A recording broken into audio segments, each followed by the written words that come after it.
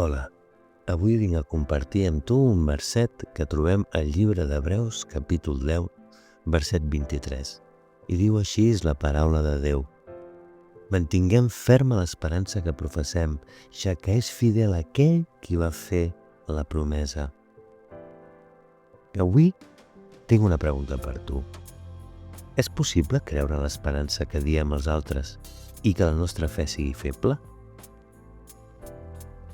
Aquesta pregunta m'ha acompanyat durant molts anys de la meva vida.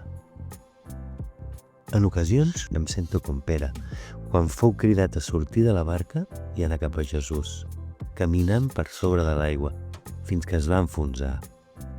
Ell creia plenament en Jesús, però en enfonsar-se va rebre un home de poca fe, acompanyat d'una pregunta clau. Per què has dubtat? Així doncs, sí, és possible vacil·lar en l'esperança que afirmem, ja que la nostra fe en múltiples ocasions pot flaquejar. Mira, t'explico una cosa. He parlat amb diverses persones del poder de Déu per transformar cors, per intervenir en la teva vida i fer-la meravellosa.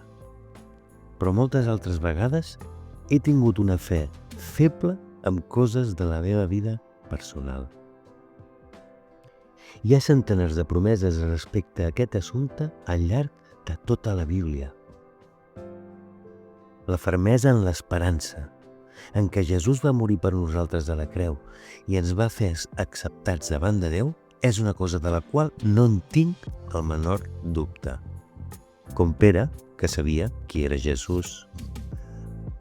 Una fe sòlida, amb convicció, ancorada en la roca eterna i que tot ho pot, és allò al que hauríem d'aspirar tots.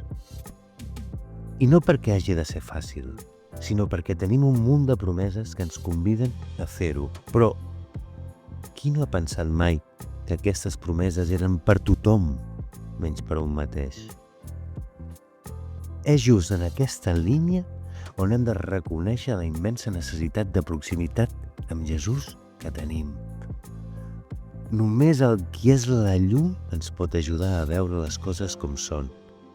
I si l'Esperit Sant és qui ens mostra la feblesa del nostre ser, és perquè aprenguem a confiar que Déu compleix totes les seves promeses.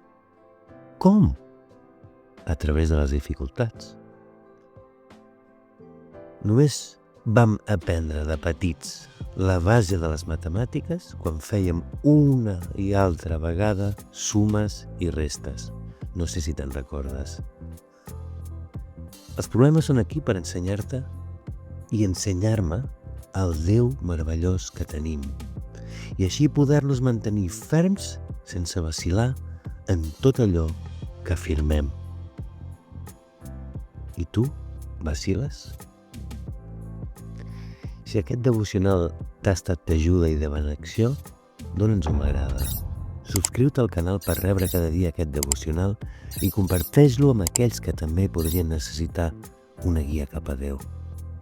Aquests petits gestos d'amor ens ajuden a arribar a més persones que encara no el coneixen. Que tinguis un dia molt beneït.